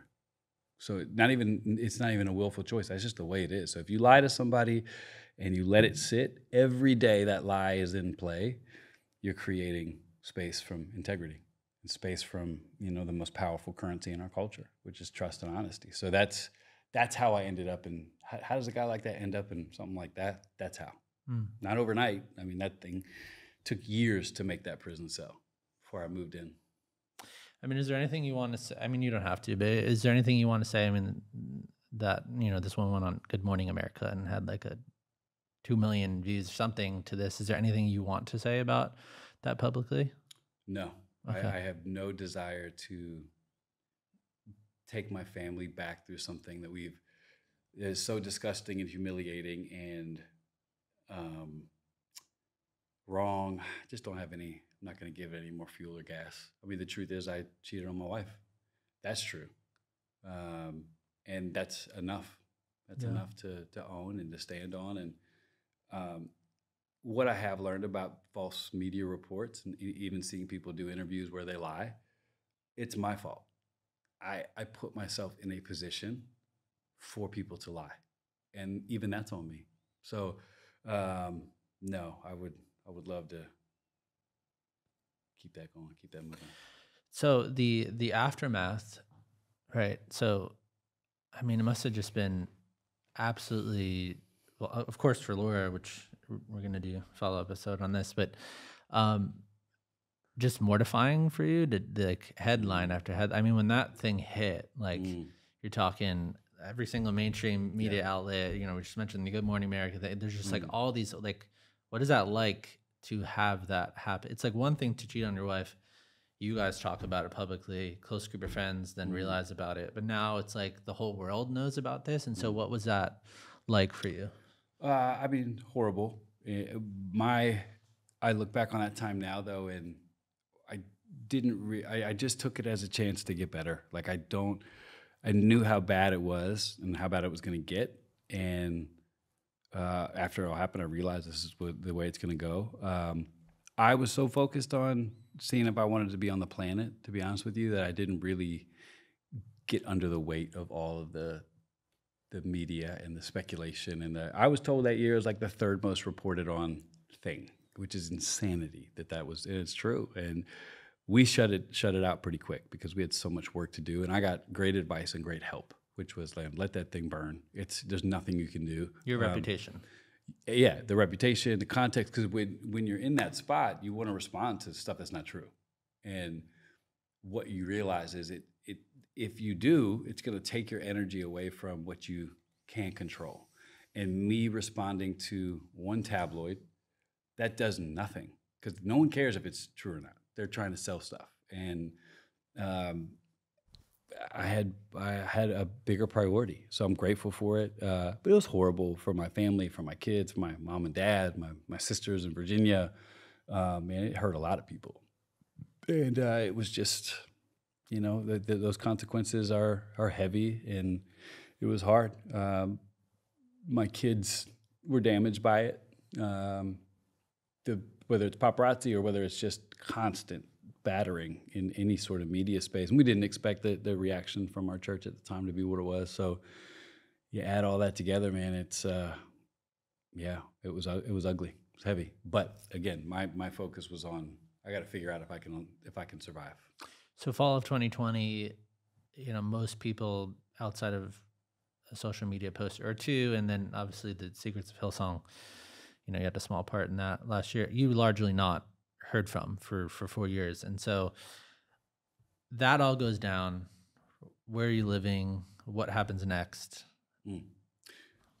We leave Brooklyn and we go to California because I had a friend out there who allowed us to stay there in Cali. And it got us away because we didn't know, it was just incredibly confusing and chaotic for my family in New York. And like I said, we had just sold our house. And so we stayed in Cali. We were there for like a month before I realized I needed to go to a pretty heavy rehab. And 2 days after all the stuff went down, two of my mentors that stayed right next to us during all this sent me to a place called Onsite in Tennessee, which is a beautiful counseling place. That helped me stay alive. Stable. Yeah, it definitely was the first step to me getting healthy. I didn't leave there like excited, but I left there going, I'm not going to kill myself. There might be hope for me. I don't know what, I don't know how, but Onsite did that. It opened me up and showed me a mirror that I hadn't seen before. And then a month being back from Onsite, I realized I could feel every cycle kicking up again. And that to me is wild because here's my family is horrifically damaged. My reputation is destroyed. Everything I spent my whole life building burnt down, and I'm still feeling all these temptations. And when is this going to change? And that's when I reached out for more help. And that's, the day I flew out to Phoenix, Arizona, Wickenburg, Arizona, to a rehab is I think the catalyst moment for us to really turn a corner. And how did you know that you needed so this happens and it seems like you were previously unaware. How did you know that you need a rehab or addiction or any of these things? Because I talked to a counselor who pointed to all of it, and without that I wouldn't have gone, because the counselor, and when you see a psychiatrist and a therapist and a regular counselor in the same ball of time there, it's powerful. And so I found out that maybe I do have addiction issues. I wasn't willing to own it all as far as anything like that, but after hearing them talk about sexual trauma and some of the things, how I ended up where I ended up, I was like, all right, some of that makes sense. And then coming out of Onsite and being home for a month, I started thinking about some of the stuff I learned. I was like, okay, if that's true, if I have broken wiring in my DNA through my own trauma and then exacerbated by my own choices, this isn't going to be the end of my pain. It's going to get worse and it's going to get heavier, and I just can't do this anymore. I asked Lord to leave. I was like, I was willing to be single, but I just needed to figure this out. And that's how I knew I needed to go to a rehab, because I was like, I'm feeling all this stuff again. Now I know what I'm feeling. I used to just think it was who I am. Now I'm like, no, this is a cycle. This is an impulse that's overcoming my logic, my rational thinking. And I just, even despite all of this horrific pain, I still want it. I still want these feelings. Yeah. I can't imagine how tense it must have been those first 3 days, that first week. I mean, you went out to LA, but just to have to be in the same space with We Laura? were still in Brooklyn that first week. Yeah. And it tense. I mean, she was pretty. They were traumatized. My family was badly hurt and wounded by all this, and it was a very scary time for all of them. No one knew what was coming next. So yeah, that's. Did your friends rally around you at that time? So like was it Some. scatter to run away? Like, oh my God, this is a ticking time bomb. I just want to run away. away. A lot scattered, which was painful. Still is. Learned how to heal through it, and a lot stayed. So the ones that stayed saved my life. The ones that scattered, got to let it go. And you know, I've learned to accept what that was. And so yeah, I wouldn't be sitting here without the help of, you know, a handful of people I could name that gave us help, money, refuge, advice, counsel, support, encouragement. I mean, we're only here because of them. So you had you went to rehab. I saw on your podcast you had your sex therapist on there, and then you had your family therapist. And so she's not a sex therapist. She is a certified sexual addiction therapist. Okay. So yeah, what did you learn about yourself in this time, and what did you learn about your past and what you were coming from and all that stuff? So I learned that, you know, sexual abuse changes your wiring. I learned that it affects your brain. So you were abused. Yeah. So when I was a little boy, a family friend in our house,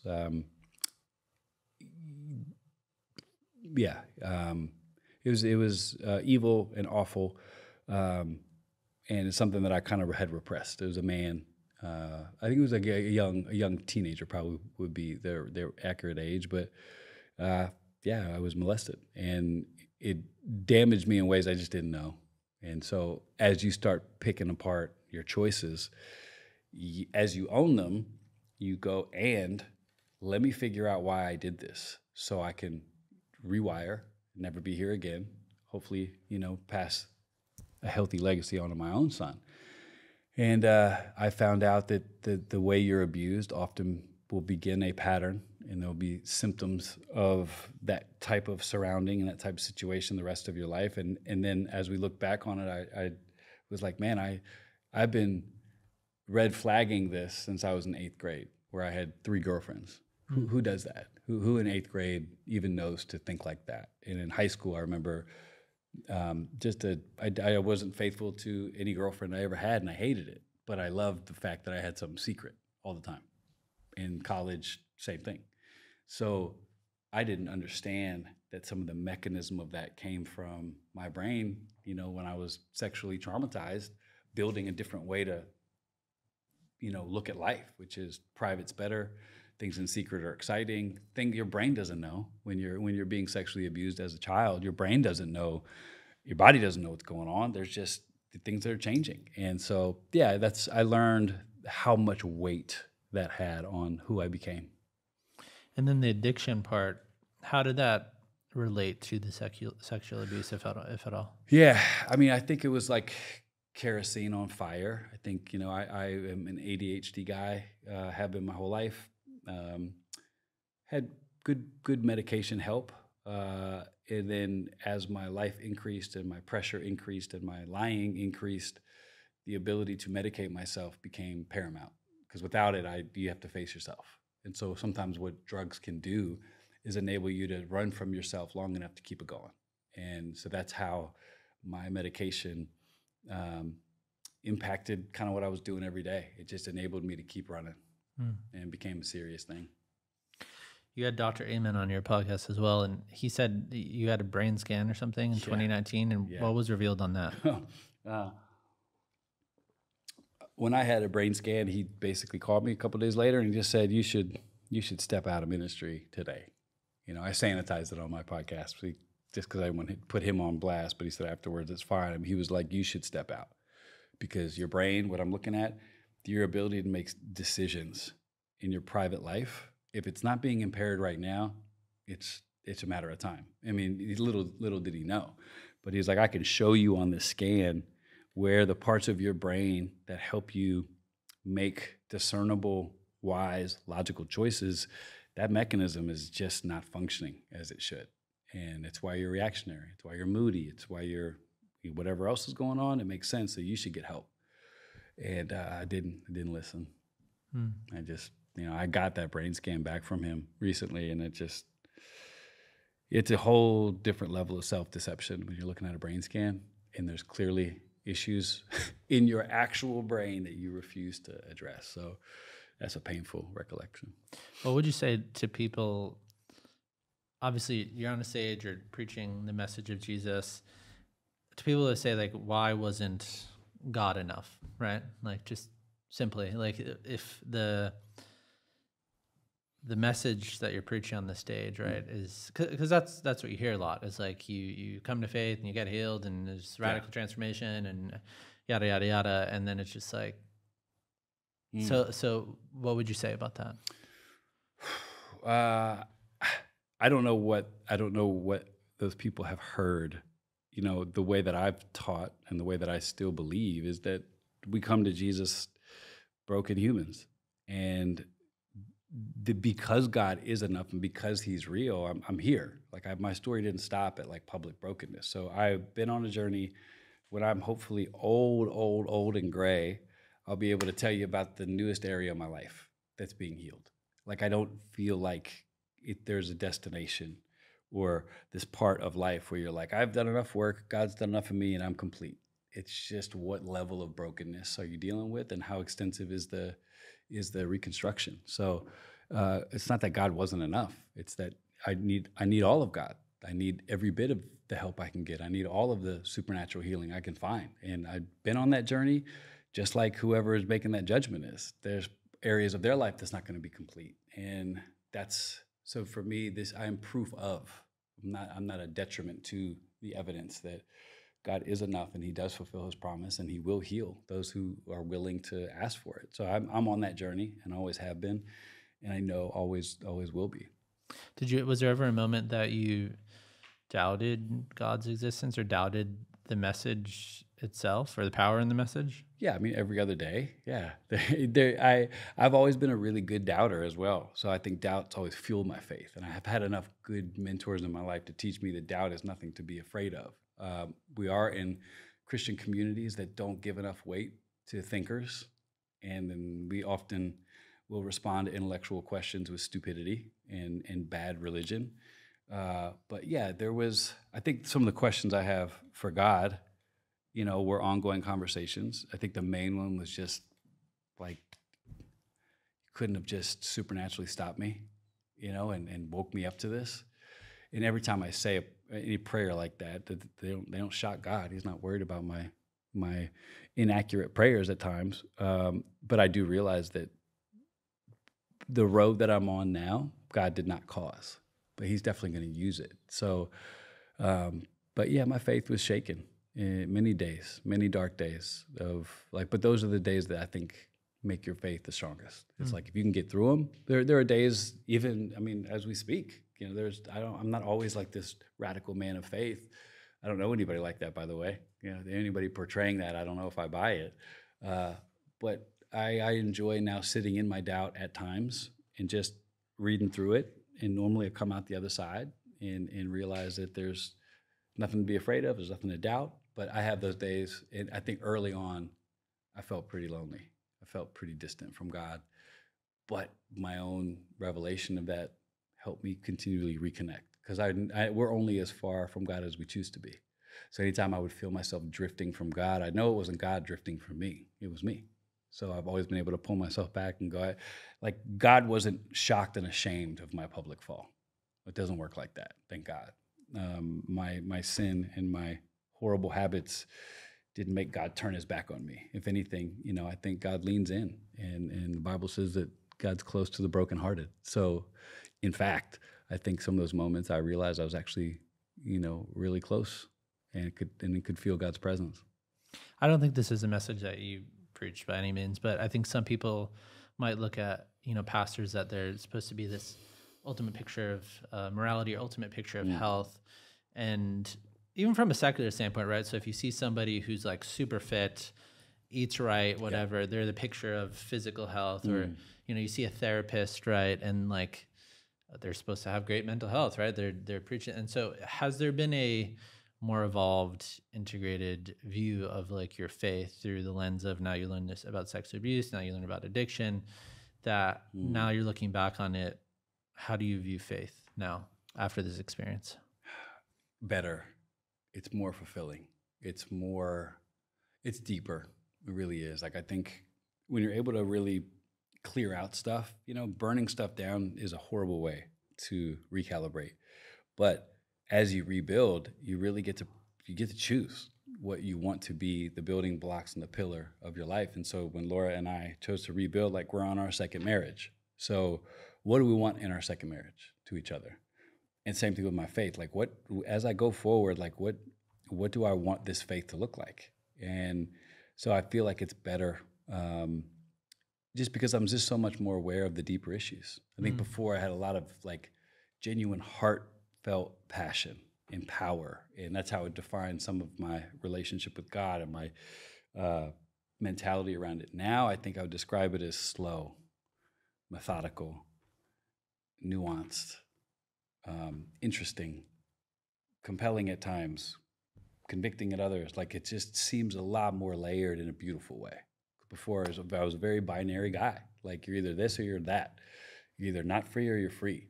You're either not getting over that addiction because you don't pray enough, or it's really good. It's like, but now, I mean, you're going to be hard pressed to get me to, like, it's a spectrum. Yeah, it's a beautiful spectrum, and it makes my face so much brighter to me. What's the difference between knowing the right information and knowing the right thing to do? Like, maybe pre-2020 Carl, and then now you're on this other side, like actually doing the right thing and applying that information. I mean, wisdom is applied knowledge. So I think knowing information's never going to be our issue, or our generation's issue for that matter, because there's so much information to be had. But the ability to be able to employ it in your life, I think, is the difference now. I think I want to be a man who does what I say, and I say what I do, and that's where the train stops. And I think that kind of simplistic living when it comes to integrity is really what is going to shape the rest of my life. So tell me about that. Tell me about, like, you're putting back the pieces of your life, your marriage, going to therapy. Yeah. How did you practically start doing that? I mean, we really took advantage of a fresh start, and we are going to stay dedicated to the things that, and it's funny because we're back in this one space, in this podcast space, but we've been working, so for the people who haven't seen us, it's like the last vision of me was some horrible media story or some documentary. What people don't realize is we've really maximized this new chapter of our lives, and we're kind of busy with working on ourselves. So I think this chapter is just built on radical honesty and integrity. Like, it's the thing. Like I said, we did a podcast with our kids, and I was saying a lot of families have all these mantras and creeds, and they're great. Ours is be honest. If that's right, I feel like the rest of your life will work out. If you are just honest, and we don't have a culture that's a proponent of this. Like, nothing in modern day culture points to honesty as the way to go.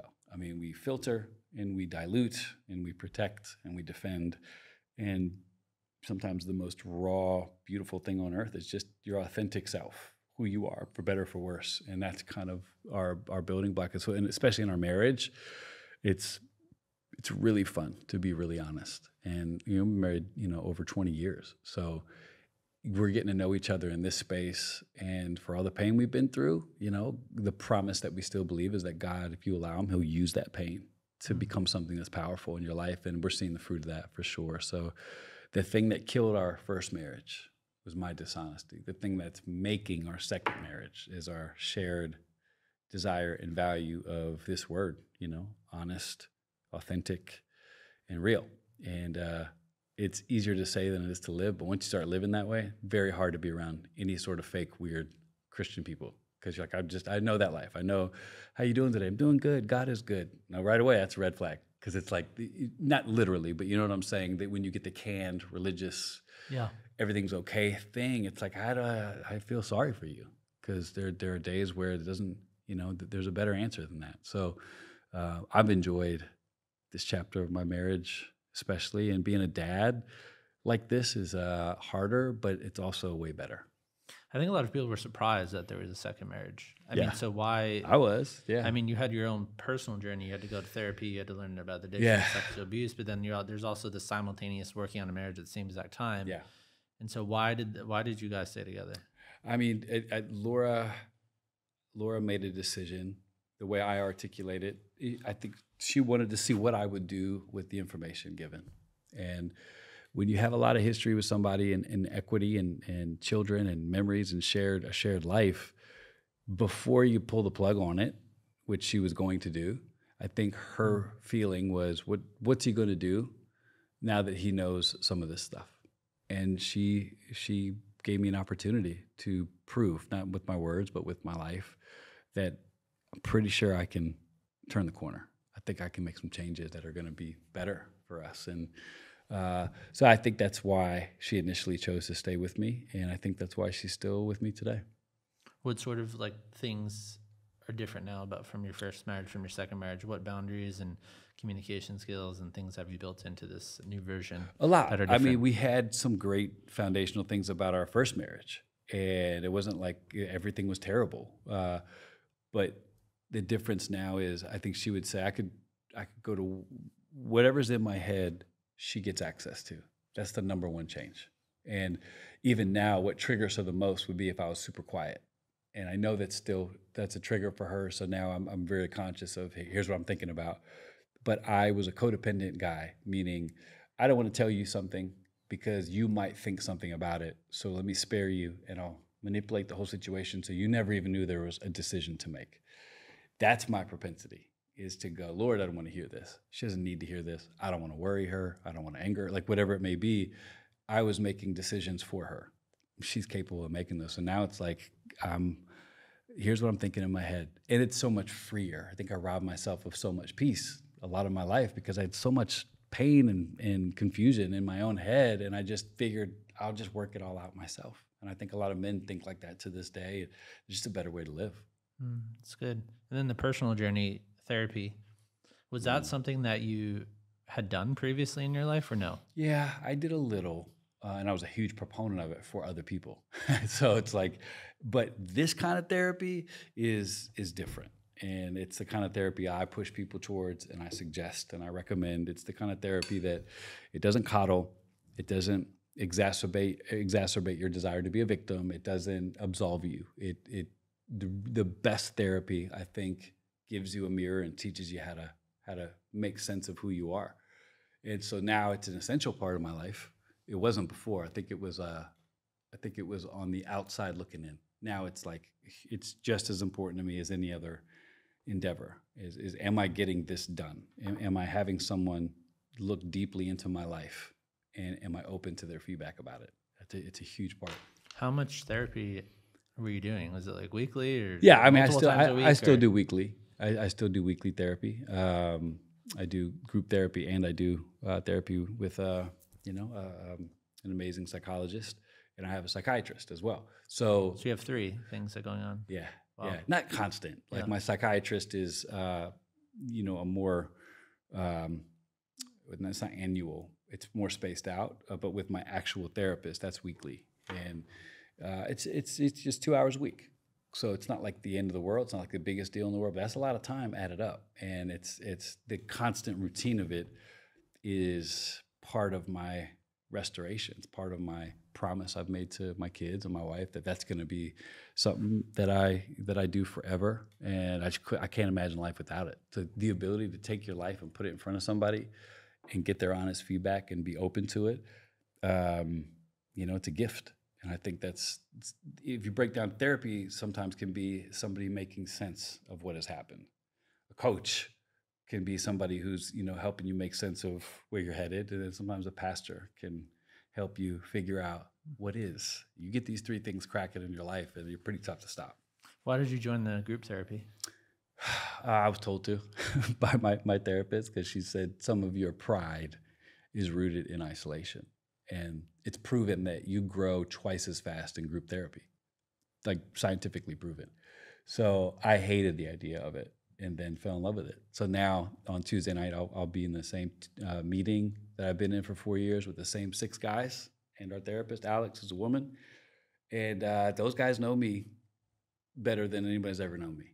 And it's not always a fun meeting, but man, it's always fulfilling. So it's always accountable and it's always consistent. So it's been this staple of my recovery. My kids know where I'm at Tuesday night. My best friends know not to call in this time. Like that's what I do. So group therapy, if you would have told me that I would be like sold on group therapy, I would have told you you're kidding yourself, because I don't even like the idea of it. Like, I'm not even interested in what you might have to say. I want to talk to an expert. That's called being an arrogant idiot. And I think I spent many of my years in some areas living like that. How does one get from curated vulnerability to like what you were at before, of like sitting down with a friend over coffee? Oh yeah, like oh yeah, I feel burnt out, but like kind of curating what you're going through versus now you're in this group therapy dynamic of like radical honesty. And so how do you transition between those two things? There is none. So it's like you only can live this way. So even some of the friends that I lost connection with and have reconnected with, it's not the same. It's like our relationship will never be the same, not because of what happened, but because of we're just different people. Because that curated, presentation-driven honesty is different than someone saying, you know, any lies, any secrets, any triggers. That's how you start every meeting in my recovery circle. You talk about who you are. You name yourself on that day. Typically, I would say, I'm Carl. I'm a recovering addict. You name your sobriety date, and then you talk about are there any lies, any secrets, any triggers? And then from there, you go to your feelings and your behavior. And so that mechanism of, were there any lies this week, any secrets, any triggers? If you're really honest, there's typically something in there. So it trains you to be constantly taking inventory of how honest you are. And most people, they don't look at honesty like that. Like it's the big, I'm honest about the big things. There's some little things that will shift a detail here and there, but that's actually not honesty at all. Like real integrity is exactly what you said, exactly when you said it, and there being no difference. So I think that's my goal now, is to live with that kind of radical integrity. What would you say the danger is if someone doesn't have those type of people in their life, or they're not open to that level, that type of community? You're going to limit the enjoyment level of your life radically, because what you're saying when you live that way is that you're enough for yourself, and that's just fundamentally not true. So if you're somebody who doesn't know anything about you and you're very private and you're closed, what you have is what you get. The moment you open yourself up to other people, what they have is now open to you. What they know is now open to you. So what you see as a potential threat, I would argue it's the opposite. Like the more people know you and the more open you are about your life, the more help, the more blessing you can have. So when I know that people are living still closeted, closed, not open, it's damaging their own level of fulfillment in this life. And that's, to me, sad. I get it. I relate to it because I've lived it. Yeah, it's so good. Kind of wanted to close by just, giving a chance to get back to, kind of circle back to something we said at the beginning, but like, why now? Why did you decide to speak out now after 4 years? Not a year ago, not a year from now. Why now? Because we have enough ground to stand on and talk about hope. And I think we have great people around us who all agreed with this decision to share our story. And I feel like where we are on our own journey, there's so many people that can benefit from it, and they don't have the help that we've gotten. That's the truth. I mean, there's a lot of people who would love to have therapy, love to go to rehab. There's just no way it's feasible. And so part of my living amends is let me share this wealth of wisdom that I was privileged to get at this particular medical institute. You probably can't spend $100,000 to go to a rehab place, which is typically the asking price for a next level rehab is in that range. That's not reality for most people. Even getting therapy, if someone's even watching this today, they probably have a desire. I mean, we know of resources. There are resources out there, for you, even if you don't have a lot of money. But there's barriers for people getting truth and honesty. So I think part of our living amends on this platform is to be able to share, not from a place of we've made it, we're good. I'm Carl, this is Laura. We're the Church of the Second Chance Apostles, welcome to, it's no. We are on a journey. If you want to come alongside and you want to talk this through with us and glean from each other, let's go. Like, we're not doing a podcast as the experts. We're doing the podcast as the people that have a platform. We have a voice. We're good at a couple things. We've been through a whole lot of stuff. And so here's where we are today. Can it help you? And who doesn't want that? And it turns out a lot of people want it, and which I assumed would be the case. But that's why, because I felt like, what are we going to wait another 4 years, 20 years? Like, what's the limit? How healed do you have to be to help is a really good question. And I don't think until now I could say that. I think I had enough people be able to say, hey, I know your heart is to help others, but you're just going to focus on healing yourself. So I think the question with something like our podcast is, how healed do you need to be to help? And we got to that place where we're solid enough in our second marriage. I'm solid enough in my sobriety to be able to at least bring other people in. In the same way I would have a recovery meeting at my house with 12 guys. I'm healthy enough to do that. We're basically just turning on a microphone. And it's been a really beautiful part of this journey so far, just to be able to see people resonate and feel less hopeless and feel less alone and feel less crazy and feel a little bit of hope. And that's kind of what I'm going to dedicate the rest of my life to in some form or fashion. I don't know what it's going to look like, but I always want it to include a runway for somebody if they want to get help and hope, man, I want to be that for them. It's amazing. Yeah, I think it's the most natural thing in the world to, like, if you've been through something, right, and now you feel like you're in a healthy enough place to speak about it. Like, if you've been through grief or loss of someone important in your life, right, maybe talking about it in the first 10 minutes is not going to be helpful, but if you're 5 years down the line or whatever, 4 years, and you want to talk about how to walk through grief, or you dealt with cancer or some sort of health issue, like maybe talking about it in the exact moment is not, you need to do the work and you need to like figure out how to deal with that. But it's almost the most natural thing in the world for somebody to then come on the other end. Yeah. That's like kind of what we're wired for. Like, our mission in life is to reach out to other people. And so I've listened to a bunch of episodes. I'm a big fan. And so what can people expect on the show? Practical help. I think the number one thing I want to provide is, we're going to interview hopefully, a very wide range of people, but I want the baseline to be, if you check into this podcast, there's going to be something to take from it. Much like you built. I mean, it's hard to watch any of the stuff that you guys put out without going, oh, I could use that. I could take that. I could help. I want it to be like a Target where everyone's coming in for different reasons, but everybody's leaving with something.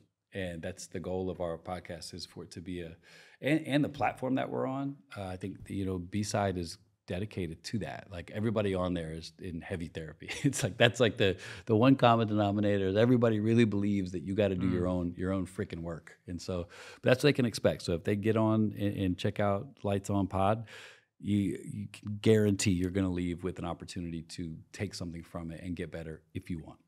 That's really good. Well, Car, I really enjoyed this conversation. Thank you, brother. I appreciate you being here today. I just see so much wisdom and evolution and in your story, and I think it's like I think I said off camera, you wouldn't wish that someone would have cancer. You wouldn't wish somebody that would be in an affair, but the growth and the healing that happens on the other end of it, and the power in being able to share that with new people is just amazing. And so I'm excited to see what this next chapter has for you. So thank you for taking the chance. I know that sometimes the people that you have on cause a stir, and I think you represent a fair opportunity, for people to hear about other people's stories. I don't take it for granted. It's an honor to be here. So thank you. Yeah. Appreciate it. Yes, sir.